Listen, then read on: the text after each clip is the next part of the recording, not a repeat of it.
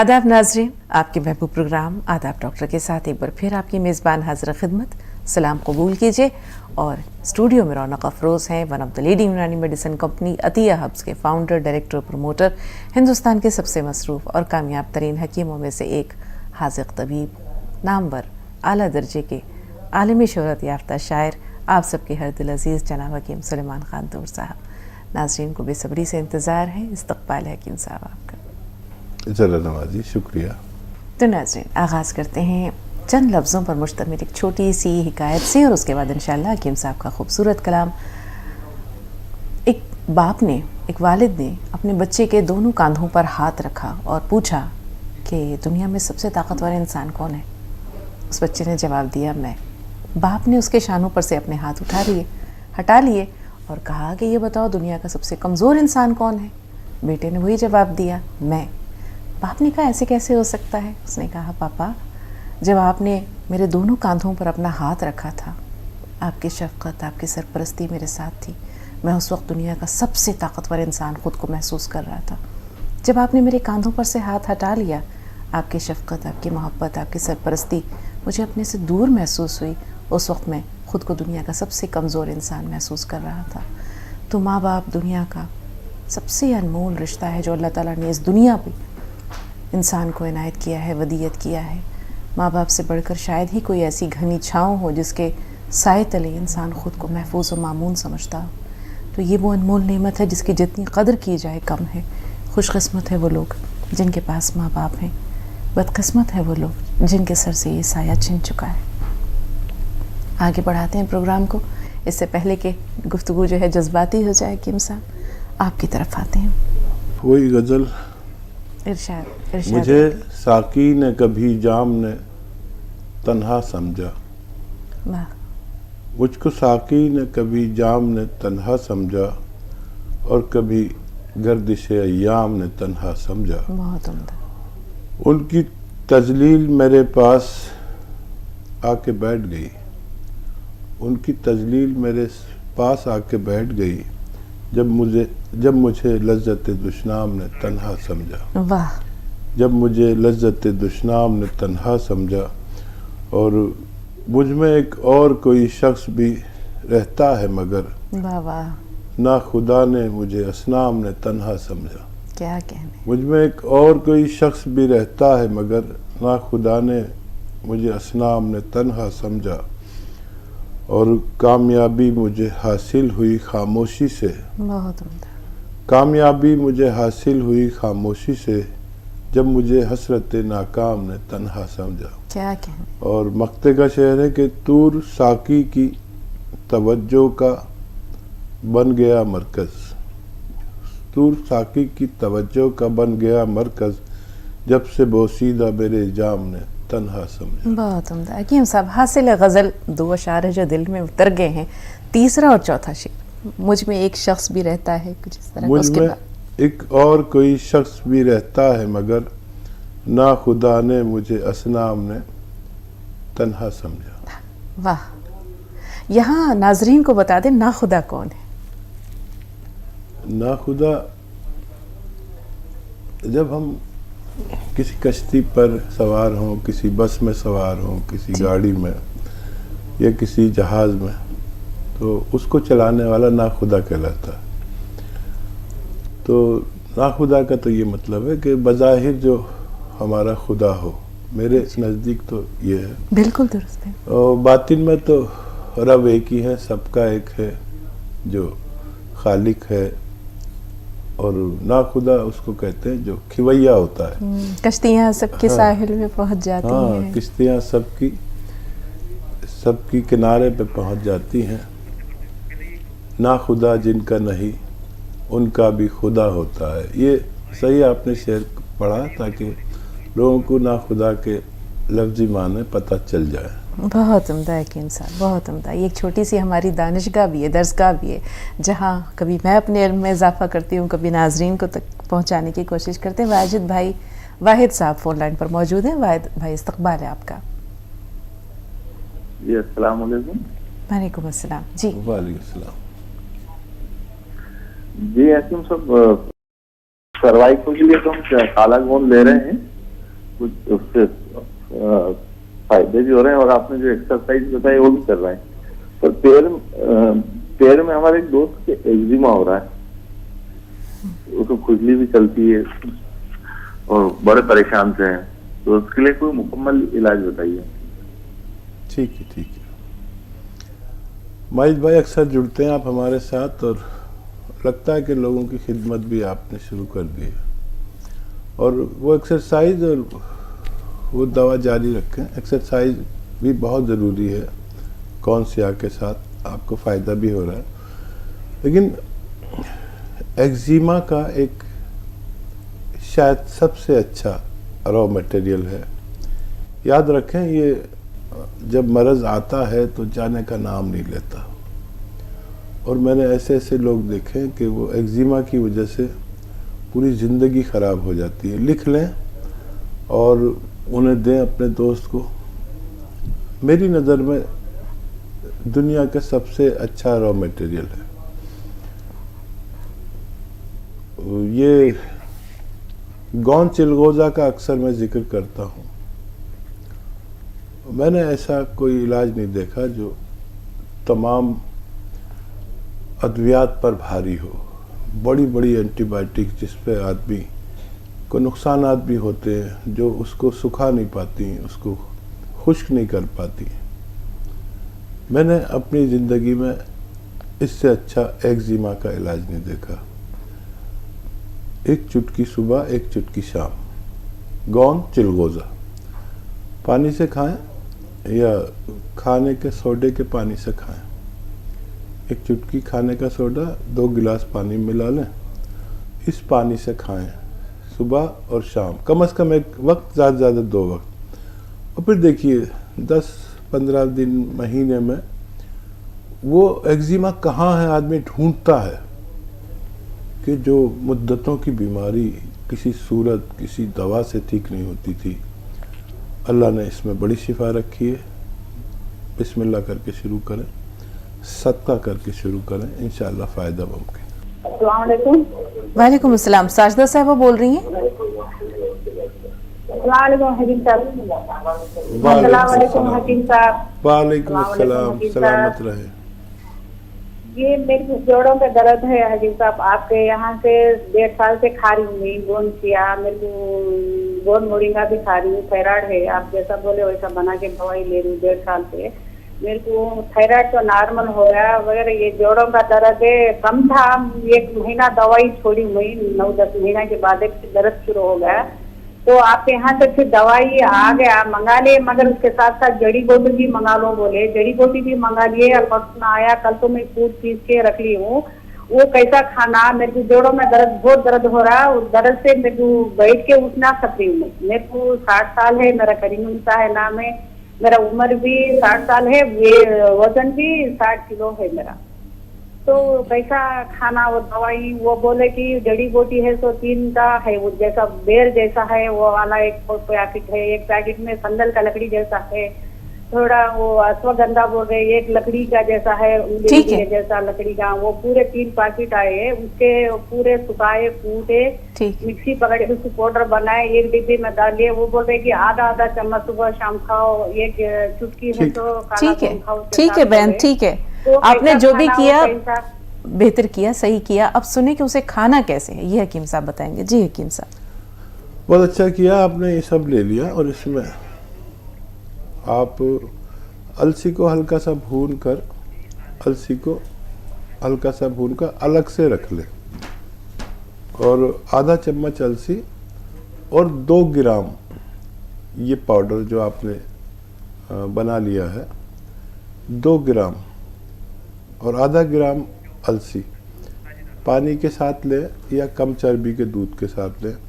अगर वज़न कम हो, वज़न ज़्यादा हो तो कम कर लें थोड़ा, और वज़न अगर ज़्यादा हो तो खाने के सोडा 1 चुटकी पानी मिलाकर उससे लिया करें, तो ये ज़्यादा मुफीद साबित हो सकता है। और बहुत मुबारक कि आपका थायराइड कंट्रोल हो गया। हालांकि आपने बहुत सब्र किया, और ये तकलीफ़ बार बार हो सकती है। अगर आपके घर में ये वेस्टर्न टॉयलेट कुर्सी वाला बैतुल खला नहीं होगा तो आपको ये तकलीफ बार बार होगी। और जिन बातों को मना किया है, जैसे ज़्यादा मेहनत करना, वज़न उठाना, झाड़ू पोंछा करना, इन सब से भी परहेज करें तो आप मुस्तकिल तौर पर फ़ायदा हासिल कर सकते हैं। जी, साजदा साहिबा झारखंड से। जी बहन। जी अस्सलाम वालेकुम। वालेकुम अस्सलाम वरहमतुल्लाहि वबरकातुहू। जी जी उम्र 57 साल है। कई साल से बहुत धीरे धीरे चलते हैं। सुबह जल्दी उठ नहीं पाते, देर से उठते हैं, फिर ऑफिस चले जाते हैं। रात को 1 घंटा पैदल चलते हैं। शुगर और थायराइड थोड़ा बढ़ा हुआ है, चल नहीं पाते, इसका क्या इलाज है? ठीक। हाँ, शुगर डायबिटीज़ कंट्रोल करें और वही 2 तरीके इसको कंट्रोल करने के। अगर सिरका जैतून का चलता है तो 2-2 चम्मच पिलाया करें 2 बार खाने के बाद पानी में मिलाकर या सालन में मिलाकर। और थायराइड अगर थोड़ा बढ़ा हुआ है तो 1 चम्मच धनिए के पाउडर से खिलाया करें तो थायराइड भी साथ में कंट्रोल होना मुमकिन है। जो लोग धीरे धीरे चल पाते हैं उनके लिए एकदम एक्टिव नहीं हो पाते तो उनके लिए गोंद सिया आधा ग्राम दें तो उनकी चाल में भी फ़र्क आना मुमकिन है। और नसों में तवानाई, हड्डियों में ताकत और ये सब होना बेहतर है। आधा ग्राम गोंद सिया असली वाला खिलाएं, इंशाअल्लाह फ़ायदा मुमकिन है। प्रोग्राम में वक्त हो रहा है एक छोटे से वक्फे का। ब्रेक के बाद मिलते हैं।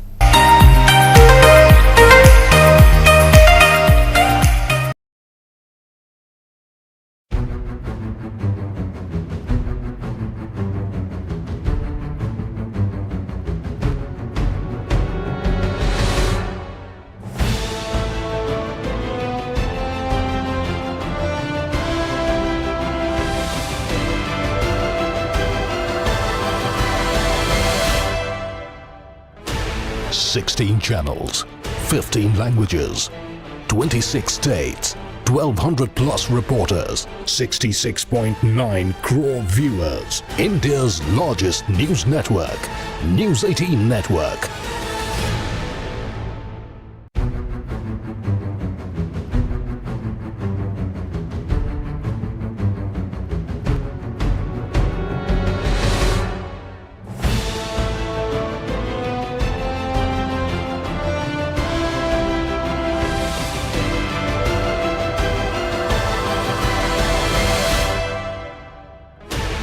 Sixteen channels, 15 languages, 26 states, 1,200 plus reporters, 66.9 crore viewers. Break के बाद एक बार फिर आप सबका इस्तकबाल है और एक बार फिर पुरतपा खैर मकदम तमाम नाज़रीन की तरफ से हकीम साहब आपका। चलो नवाजी। हेलो अस्सलाम वालेकुम। वालेकुम अस्सलाम। जी हमारा 8 साल का पोतरा है मेरा, खांसी के मिजाज के थे उनाव वलसी नुस्खा दे रही हूँ, साहब बताए तो 5 महीने से दे रही हूँ 1 चम्मच, कम है उनको। और मसोड़े में से खून जाता कभी कभी, उनको बताना था। और नुस्खा कितने दिन लेना, 5 महीने से ले रहे, अभी कितने दिन दे के रोकना, छोटा बच्चा है ना। जी खून कहाँ से जाता है? नाक से खून आता है? नहीं नहीं, नाक में से। और एक 5 साल की बच्ची को भी जाता, पोतरी को। हाँ। 2 बार गया। और इनको जो है सो 8 साल के बच्चे को मसूड़ों में से जाता, ऐसा थूके तो खून निकलता। मसूड़ों में से, डॉक्टर को बताए। ठीक है जी हकीम साहब। हाँ, ऐसे बच्चे जो नज़ला खांसी के शिकार होते हैं उनमें खून की कमी भी हो जाती है। खून के कैप्सूल, खून बनाने के कैप्सूल, मल्टीविटामिन के कैप्सूल दें एलोपैथ में लेकर। और कुछ अभी तक फ़ायदा हो जाना चाहिए, लेकिन हम ज़्यादा दिन तक भी ये नुस्खा खिला सकते हैं क्योंकि ये इम्यूनिटी स्ट्रॉन्ग करने का नुस्खा है। इम्यूनिटी स्ट्रॉन्ग होते ही खांसी, नज़ला खुद ब खुद जाना मुमकिन है। और जिनकी नाक से खून आता है उनको लिए नुस्खा ये है कि संगे जराहत कहते हैं। एक पत्थर है जिसे हम अपनी ज़बान में संगे जराहत कहते हैं और आम ज़बान में इसे टेलकम स्टोन कहते हैं। ये लें, साबुत लें और इसको पीस लें, बहुत आसानी से पिस जाता है। ये वाहिद एक ऐसा पत्थर है जिसको हम खा सकते हैं और किरकिरा नहीं होता। एक चुटकी में जितना आए शहद में मिला के बच्चे को खिला दें, रोज़ाना एक बार, चंद रोज़ देंगे तो उनकी नक्सीर या नाक से खून आना बंद होना मुमकिन है। जी, मसूड़ों की मजबूती के लिए क्या करें? हाँ देखिए, बेशतर मल्टीविटामिन्स की कमी से ये मसूड़ों की कमज़ोरी या खून आना या पायरिया होता है। तो ज़रा सा आधी चुटकी ये खाने का सोडा से दांत मंजवा दें, कभी कभी, रोज़ नहीं, कभी कभी।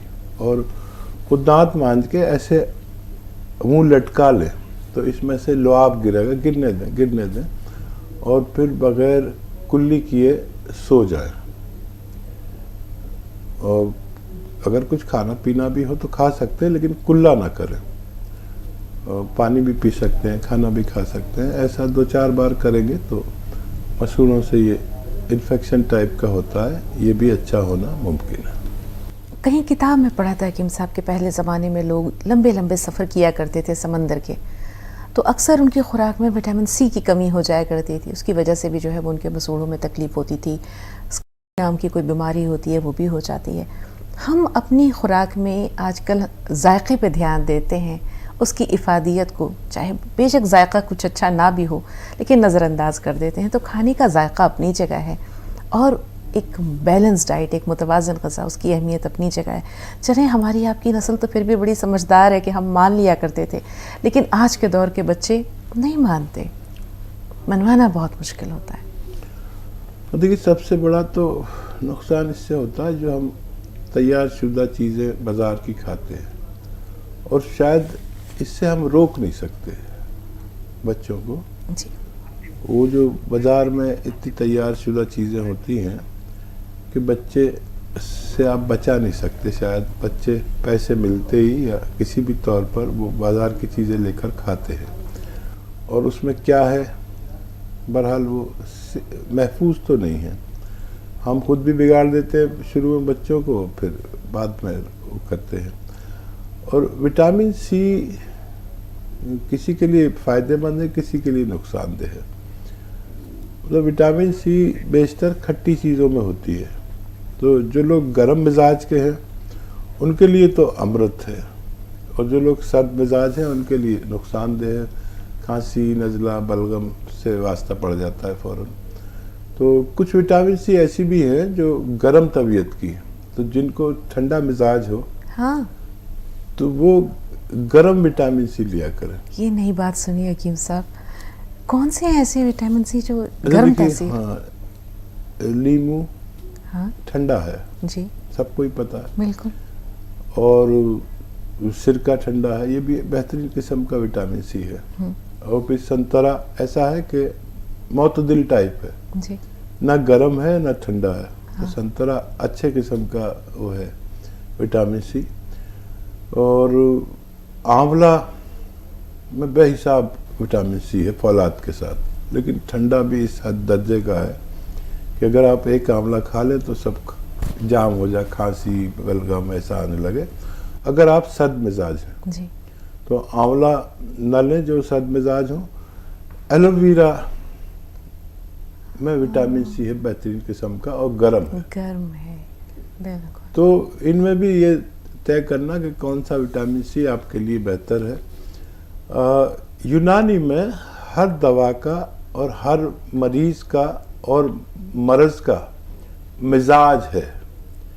एलोपैथ में ना दवा का मिजाज तय होता है ना मरीज का, तो वो एक ही दवा, अगर बुखार की दवा है वही मुझे मिलेगी, वही आपको मिलेगी, वही आपको मिलेगी।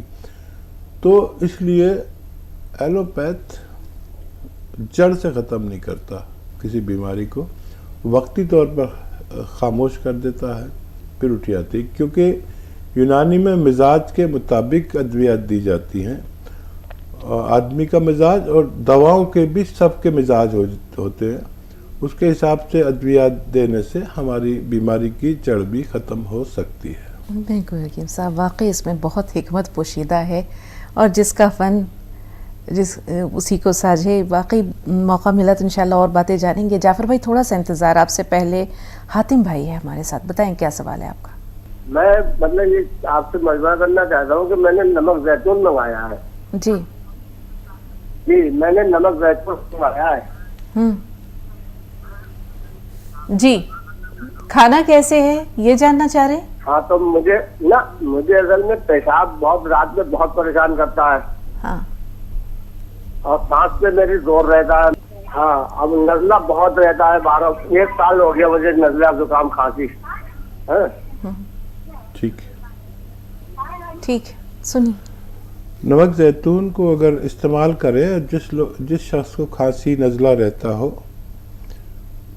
तो वो खाने के सोडा 1 चुटकी और 1 चुटकी नमक जैतून यूज़ करें तो ये फिर गर्म मिजाज का हो जाता है और ये बलगम को इखराज भी करने लगता है, बलगम को खारिज भी करने लगता है।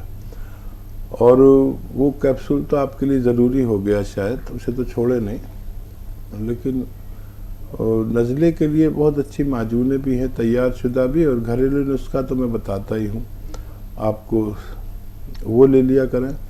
एक बार दोहरा देता हूँ, सपिस्तान, उन्नाब, अलसी 100 ग्राम लेकर, और 30 ग्राम आपको लेना है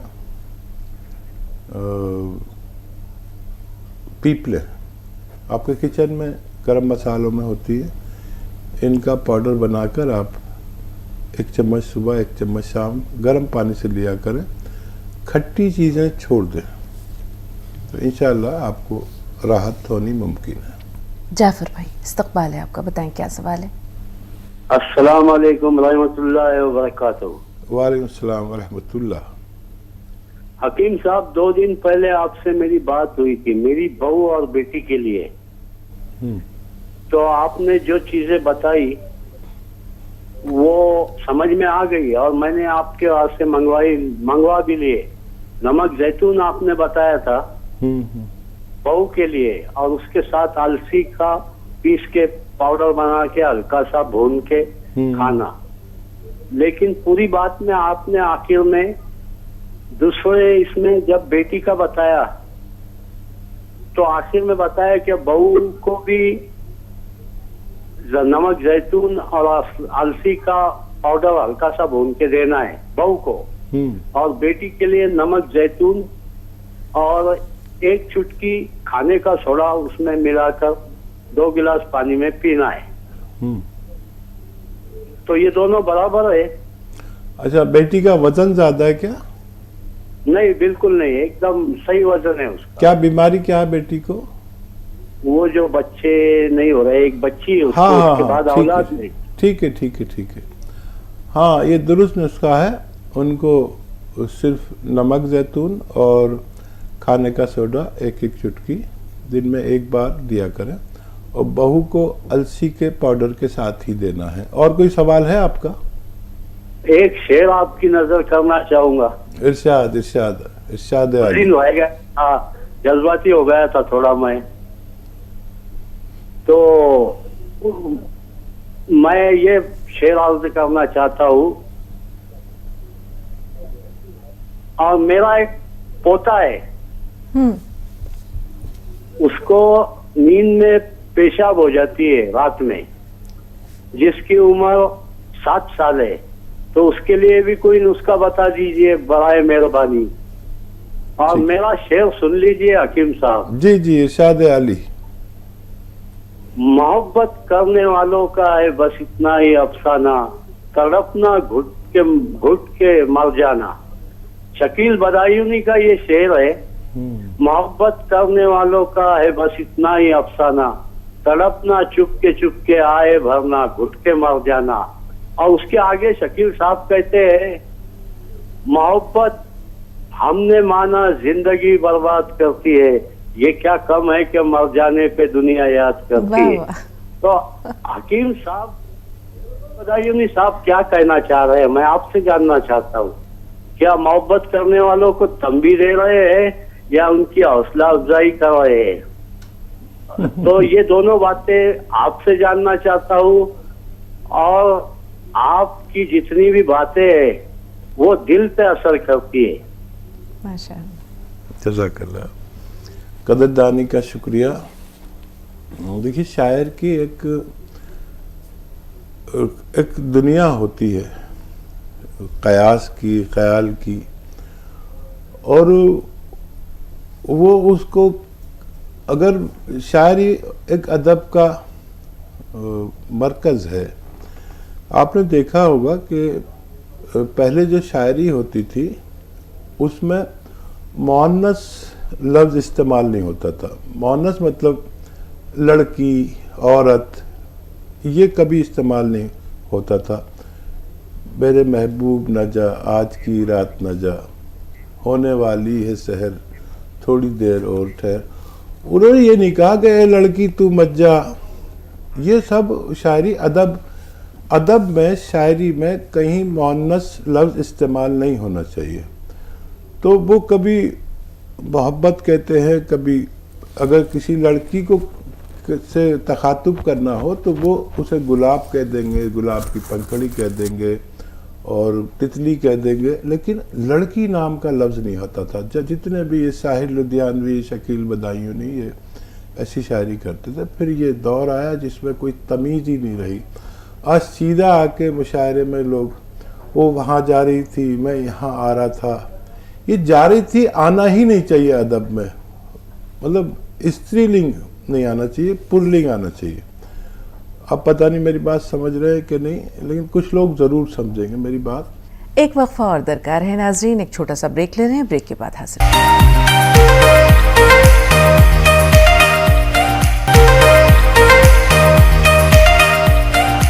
ब्रेक के बाद एक बार फिर आपका इस्तकबाल और आप सबके साथ साथ हकीम साहब का इस्तकबाल तमाम नाजरीन की तरफ से। जज़ाकल्लाह, शुक्रिया। कॉलर्स हैं, आइए बात करते हैं। हसीना साहिबा आपसे मुखातिब है जयपाल सिंह, थोड़ा सा इंतजार, आपसे भी बात करेंगे। जी हसीना साहिबा, हसीना साहिबा फोन लाइन पर मौजूद हैं। अस्सलाम वालेकुम। वालेकुम अस्सलाम। देखें ये भी मोहब्बत है। बहुत शुक्रिया इंतजार करने के लिए। बताइए बहन, क्या सवाल है? जी, आप लोगों की रहनुमाई का बहुत शुक्रिया हकीम साहब। हम सब आपकी बातें सुनकर बहुत तकलीफ महसूस कर रहे हैं। मेडिकल लाइन का ये हाल देखकर यही हाल हकीम साहब हर जगह है।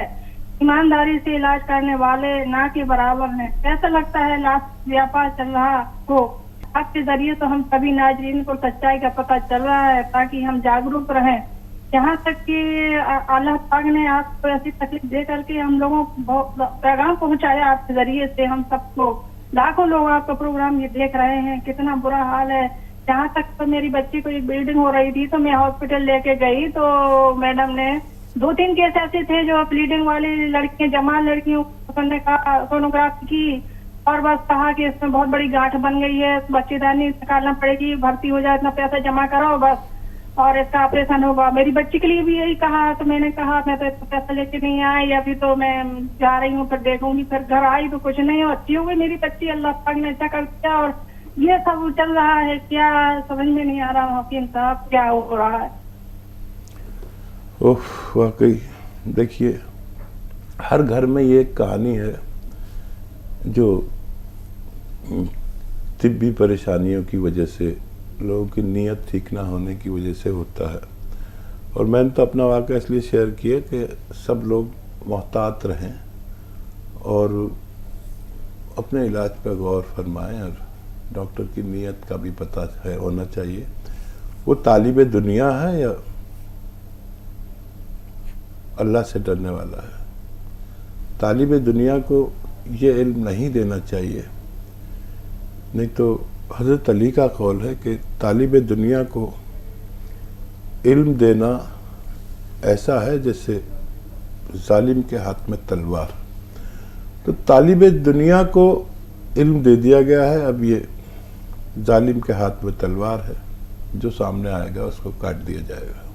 करीमुन्निसा साहबा फरमाइए, आपका सवाल क्या है? वालेकुम अस्सलाम। वालेकुम अस्सलाम व रहमतुल्लाह। टीवी की आवाज़ थोड़ी देर के लिए बंद कर दीजिए बहन, सवाल बताइए। जी अभी मेरे को बताई थी ना अभी थोड़ी देर पहले, क्यों बोले तो मेरे को जोड़ों में दर्द है ना, वो दवाई भी 1.5 साल से खा रही हूँ मैं, कम हो गया तो फिर 1 महीना छोड़ दी हूँ तो फिर ज्यादा हो गया दर्द है। तो अभी नींद सो के उठते होते, बैठ के उठते होते मेरे को पैरा अकड़ जाते, ज्यादा देर नहीं चल सकती। फिर मेरे को घर में बाथरूम में ऊंचा वाला कुर्सी है, नीचे नहीं बैठती हूँ, वजन नहीं उठाती हूँ। हाँ, ये दवाइयाँ ठीक हैं। इसमें अश्वगंधा है, उन्नाब है, अलसी को मैंने बताया है आपको, और सपिस्तान है, और सब चीज़ें आप फॉलो कर रहे हैं, अच्छी बात है। देखिए काफ़ी दिन हो गए, और कुछ लोग ऐसे भी होते हैं 100 में 1 आदमी के जिसको किसी सूरत फ़ायदा ना हो तो ऑपरेशन भी करा लेना चाहिए, और उसके बाद भी यही दवा खानी पड़ती है। तो अगर ज़रूरत हो तो आप करा सकते हैं, क्योंकि काफ़ी दिन हो गए आपको, और सारी एहतियात के बावजूद दर्द होता है।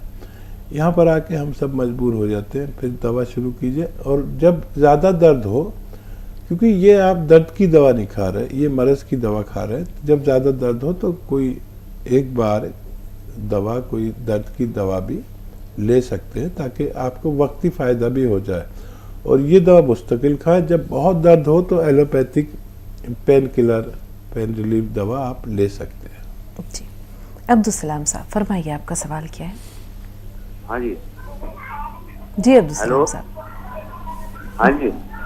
जी सर, अब्दुल सलाम साहब बताइए क्या सवाल है। अस्सलाम वालेकुम। वालेकुम अस्सलाम। डॉक्टर साहब, सवाल मेरा ये है, एक वो है मेरा नाती, लड़के का लड़का, वो जो गेहूं की रोटी खाता है तो उसको हजम नहीं होती। 8-10 साल से उसको बहुत तकलीफ है, सिर्फ ज्वार की खाता है और इंजेक्शन लगते हैं, हजम ही नहीं होती गेहूं की रोटी। दुनिया का इलाज करवा लिया, और उसको शुगर भी है। जी। कितना बड़ा बच्चा? बच्चा करीब 14-15 साल का हो गया। ठीक है। हाँ, बहुत जल्दी शुगर भी हो गई बच्चे को, और शुगर वाले का हाजमा भी दुरुस्त नहीं रहता। पेट की दवाएं आप एलोपैथ भी ले सकते हैं, और जब उसे रोटी खिलाए ना आप जब भी, तो एक चुटकी नमक जैतून उसकी सब्जी सालन में मिला दिया करें, उसका जायका भी नहीं बदलेगा सब्जी का, सालन का। और इस सालन से वो रोटी खाएं तो इंशाअल्लाह हज़म होने लगेगी। कुछ दिन देंगे तो मुकम्मल फ़ायदा भी मुमकिन है। और सिरका जैतून का 2 चम्मच सुबह, 2 चम्मच शाम खाने के बाद पानी में मिला के पिला दिया करिए, तो शुगर भी उसकी कंट्रोल होना मुमकिन है। जी, हुमैरा साहिबा दिल्ली से, बताएं बहन क्या सवाल है?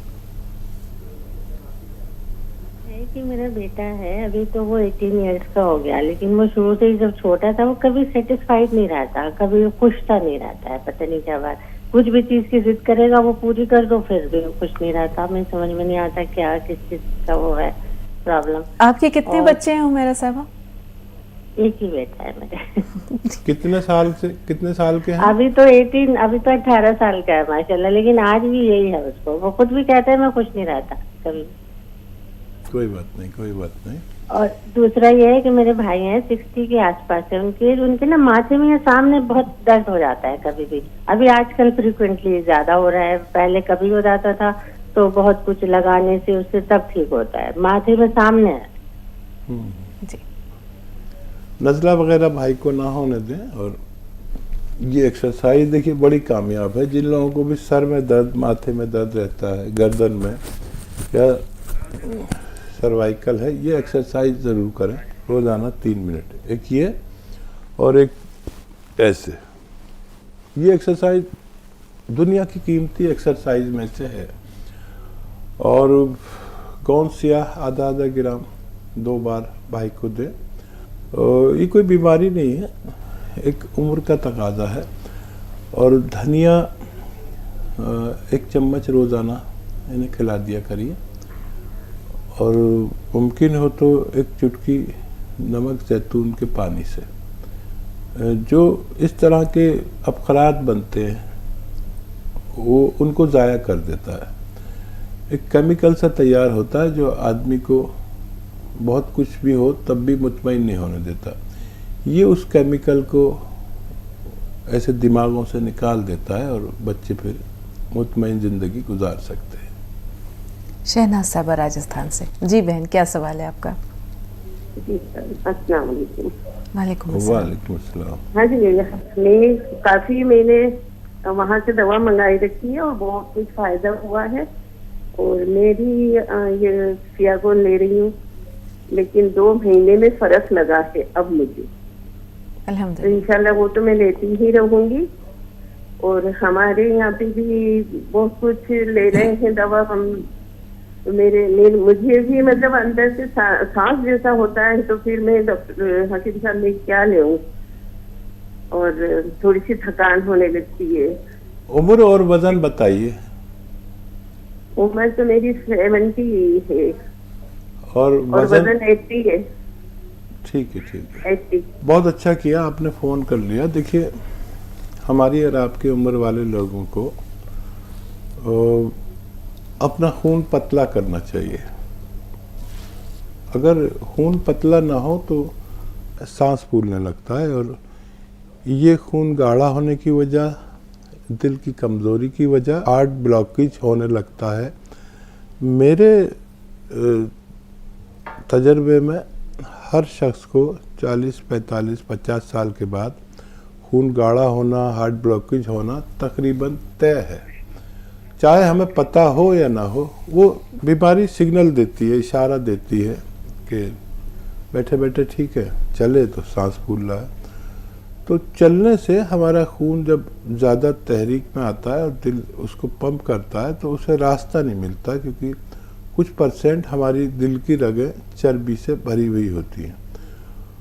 तो ज़्यादा उम्र के लोग ज़रूर लें ये नुस्खा जो मैं बता रहा हूँ। और गोंसिया से आपको माशाल्लाह फ़ायदा शुरू हो गया है।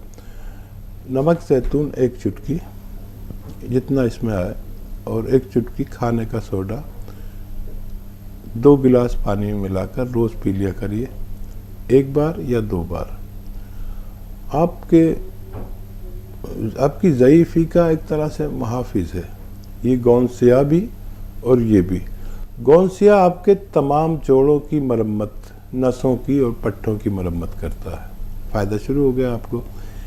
ये आपकी रगों में दौड़ने वाले खून को उस लायक करता है जिस लायक आप सेहतमंद ज़िंदगी गुजार सकें।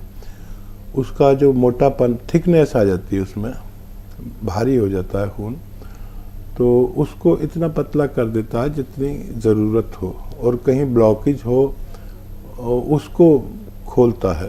प्रोग्राम में वक्त हो रहा है एक छोटे से वक्फे का। ब्रेक के बाद मिलते हैं।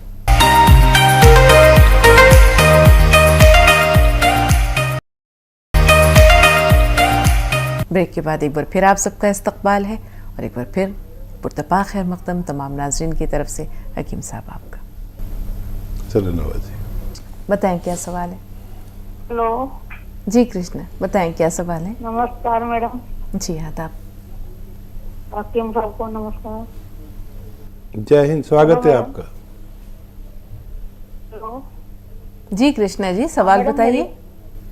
मेरे आंखों की ना रोशनी एकदम थोड़ी कम सी हो गई है, तो उसके लिए कुछ इलाज, और मेरे कंधे बहुत दर्द होते हैं। ठीक है, फिलहाल गाजर आ रही है।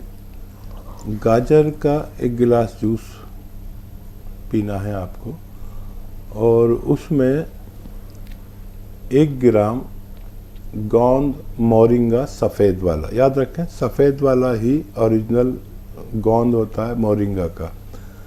गोंद मोरिंगा सफ़ेद 1 ग्राम गाजर के जूस में मिला के रोज़ 1 बार पिया करें।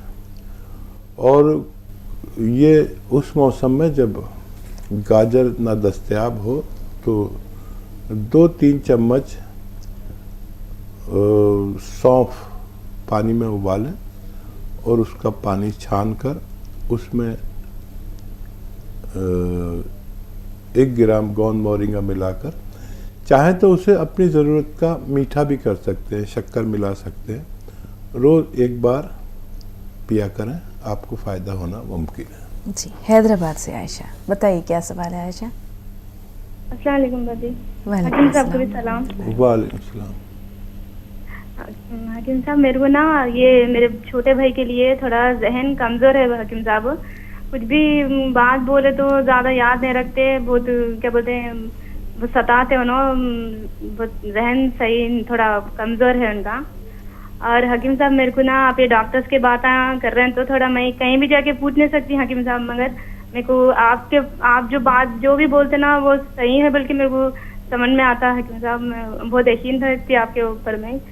मेरे शौहर जो ये कोरोना में इंतकाल हो गया था, तो उनको कोरोना तो नहीं था हकीम साहब, उन्होंने अचानक तबीयत खराब हो गई थी, घर के अंदर बहुत चेंजेस करना, दिमाग प्रेशर लेके बहुत वो कर ले रहे थे। तो फिर हम लोग क्या बोलते भाई की बातें कर रहे थे, तो हम लोग हॉस्पिटल में एडमिट करे लिख जाके 2-3 दिन रखे, खाना नहीं खा रहे थे कितना बोले तो भी। फिर बाद में हॉस्पिटल में एडमिट करे तो 23 डेज हॉस्पिटल में थे। फिर तो उनको हॉस्पिटल में बहुत कमजोरी आ गई, बात नहीं कर रहे थे, पूरे बूढ़े वो खामोश हो गए थे हकीम साहब। तो उनको एक दिन पहले लाए घर को हॉस्पिटल से, दूसरे दिन इंतकाल हो गया उनका। तो लोग रिपोर्ट्स में क्या बोल रहे हैं, वो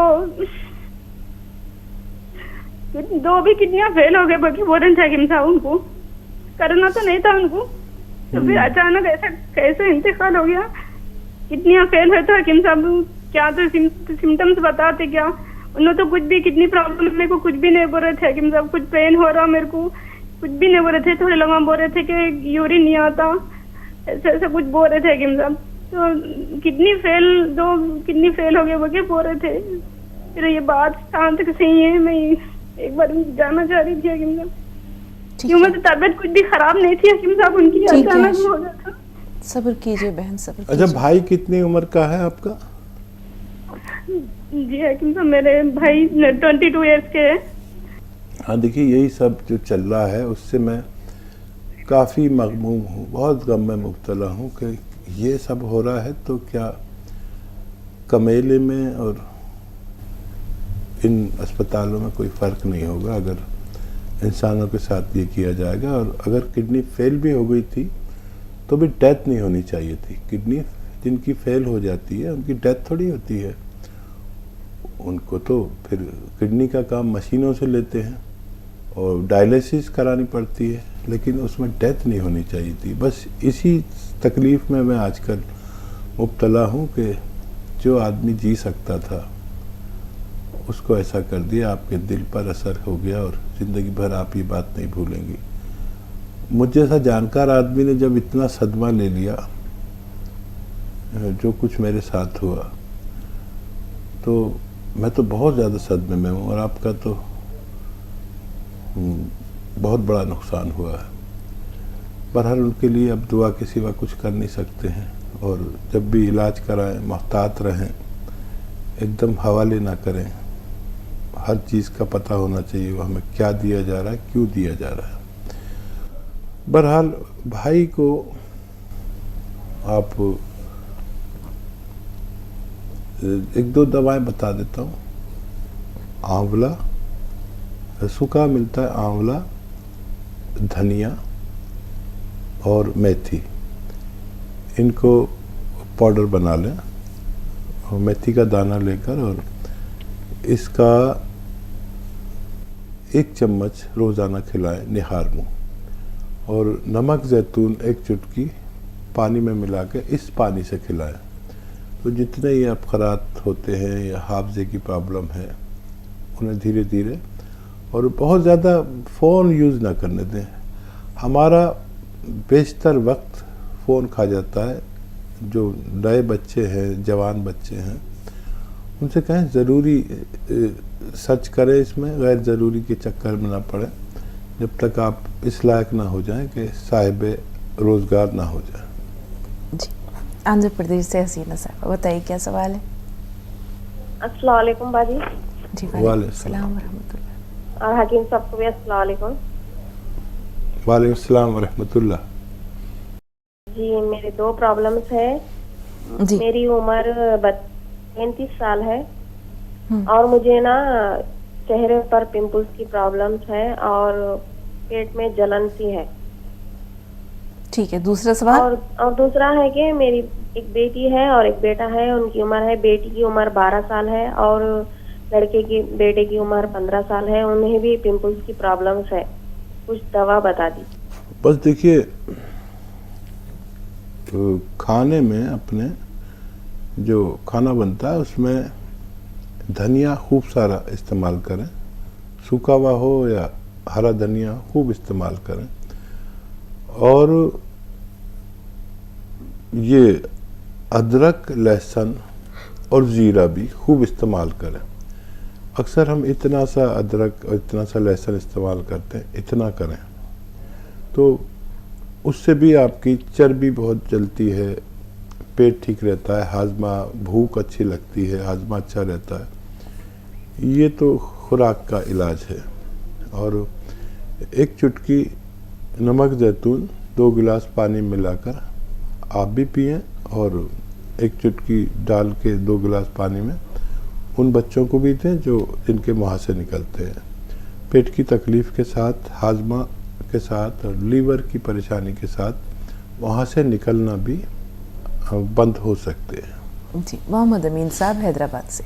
जी अमीन भाई, क्या सवाल है? अस्सलाम वालेकुम। वालेकुम अस्सलाम। हकीम साहब, एक 1.5 महीना पहले जो है ना पित्ते का प्रॉब्लम था। मेरा पित्ता जो है ब्लास्ट हो गया था। उसके बाद जो है ना 1 हफ्ता भर मेरे को बीपी मेरा कवर नहीं हो रहा था। उसके बाद जो है ना मेरे को हार्ट बीटिंग कम होने लगी, तो मुझे फिर जो है ना हार्ट के जो 3 स्टेंट डालना पड़ा। और पित्ते को उसी रहे 2 महीने के बाद जो है ना उसका ऑपरेशन करके निकालेंगे बोल के। ठीक है, अभी क्या मसला है? अभी मसला ये, पित्ते को हम बिना दवा, बिना ऑपरेशन करे कुछ निकाल सकते क्या? ठीक है, बहुत चैलेंज है और रिपोर्ट्स भी मेरे पास नहीं है आपकी कि क्या नौयत है पित्ते की। और किसी ऐसे डॉक्टर से मशवरा ले लें जो खौफ खुदा रखता हो और जो वो कहे आप वो करा लें। अगर रिमूव कराना है तो रिमूव करा सकते हैं, इजी है इसका ऑपरेशन। और याद रखें कि स्टेंट डले हुए हैं, ये 3-4 साल बाद फिर वही परेशानी आती है, फिर वो ब्लॉकेज रहने लगते हैं। अगर ये आप चाहते हैं कि ये दोबारा ये नौबत ना आए तो जैतून का सिरका आप 3 चम्मच रात को पिया करें, 1 गिलास पानी में मिलाकर, और उसमें एक चुटकी खाने का सोडा भी मिला लिया करें। ये रोज़ाना रात को 1 बार ज़रूर पी लिया करें ताकि आप हमेशा हमेशा सेहतमंद रह सकें। मोहम्मद फिरोज साहब फोन लाइन पर मौजूद हैं। जी बताएं फिरोज साहब, क्या सवाल है? मजबूत होने के लिए क्या? फिरोज साहब जरा बुलंद आवाज से, आपकी आवाज नहीं पहुंच रही। रेटिना मजबूती के लिए। रेटिना की मजबूती के लिए? जी जी, आइस के रेटिना। आइस के लिए, ठीक है जी हकीम साहब। और देखिए, एक नुस्खा में बताया भी था मैंने शुरू में, आँखों की कोई परेशानी, रेटिना की कोई परेशानी हो या आँखों की कमज़ोरी हो तो उसके लिए जब गाजर का दौर हो तो गाजर के जूस में 1 ग्राम गोंद मोरिंगा सफ़ेद डालकर दिन में 1 मरतबा ज़रूर पी लिया करें। और जब ऐसा वक्त आए कि गाजर मैसर ना हो तो 3 चम्मच सौंफ को पानी में उबालकर इसके पानी में सफ़ेद गोंद मोरिंगा असली वाला ही लें, सफ़ेद वाला ही लें, और इसके पानी में मिलाकर आप पी लिया करें रोज़ाना 1 बार, तो आपको फ़ायदा होना मुमकिन है। और देखिए, सबसे बड़ा तो नुकसान इससे होता है जो हम तैयार शुदा चीज़ें बाज़ार की खाते हैं, और शायद इससे हम रोक नहीं सकते बच्चों को। जी। वो जो बाज़ार में इतनी तैयार शुदा चीज़ें होती हैं कि बच्चे से आप बचा नहीं सकते। शायद बच्चे पैसे मिलते ही या किसी भी तौर पर वो बाज़ार की चीज़ें लेकर खाते हैं, और उसमें क्या है बहरहाल वो महफूज तो नहीं है। हम खुद भी बिगाड़ देते हैं शुरू में बच्चों को, फिर बाद में वो करते हैं। और विटामिन सी किसी के लिए फ़ायदेमंद है, किसी के लिए नुकसानदेह है। तो विटामिन सी बेशतर खट्टी चीज़ों में होती है। तो जो लोग गर्म मिजाज के हैं उनके लिए तो अमृत है, और जो लोग सर्द मिजाज हैं उनके लिए नुकसानदेह है। खांसी, नज़ला, बलगम से वास्ता पड़ जाता है फ़ौरन। तो कुछ विटामिन सी ऐसी भी हैं जो गर्म तबीयत की हैं।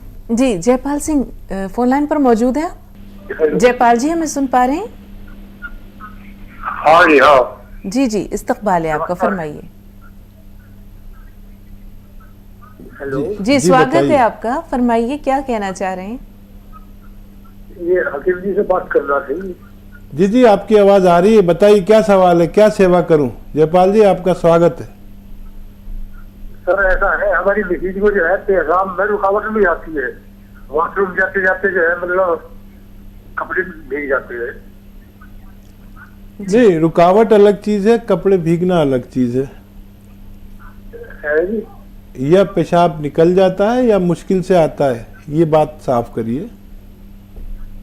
नहीं, पेशाब निकल जाता है, वो मतलब वॉशरूम नहीं पकड़ पाती है। ठीक है ठीक है, मैं समझ गया, आप गौर से सुनिए। देखिए, आप जानते होंगे कि एक चीज़ आती है जिसे कहते हैं लाजवंती। लाजवंती आप 100 ग्राम खरीद लें, लाजवंती 100 ग्राम खरीदें। और एक चीज़ आती है अलसी, अलसी भी 100 ग्राम खरीद लें। इनको खूब बारीक पाउडर बना लें। और एक आता है गोंद चिलगोज़ा, गोंद यानी गम, चिलगोज़े का गोंद, ये आप अलग लें, खरीद लें और अलग से पाउडर बना के रखें। ये जो लाजवंती और अलसी का पाउडर है, 1 चम्मच, छोटे चाय के चम्मच लें, उसमें 1 चुटकी गोंद चिलगोज़ा मिलाएं और ये रोज़ाना 1 बार या 2 बार खा लिया करें। आपकी पत्नी को फ़ायदा होना मुमकिन है। बहुत बहुत शुक्रिया हकीम साहब, तमाम नाज़रीन की भरपूर रहनुमाई के लिए। अल्लाह ताला आपको सेहत व आफ़ियत दे और इसी तरह आप अपने फैज़ से इस कार्य खैर को आगे बढ़ाते रहें। अल्लाह इसे आपके लिए एक सदक़ा जारिया के तौर पर सलामत रखे। बहुत बहुत शुक्रिया। अल्लाह आपके साथ भी अच्छा मामला करे। शुक्रिया, जज़ाकल्लाह। आमीन। नाज़रीन, आज की मुलाकात यहीं तक। इंशाल्लाह फिर हाजिर होंगे हकीम साहब की खूबसूरत शायरी के साथ, बेशबहा कीमती अनमोल बातों के साथ, हिकमत के भरपूर ख़जाने के साथ। तब तक के लिए आपसे इजाज़त लेते हैं। आदाब।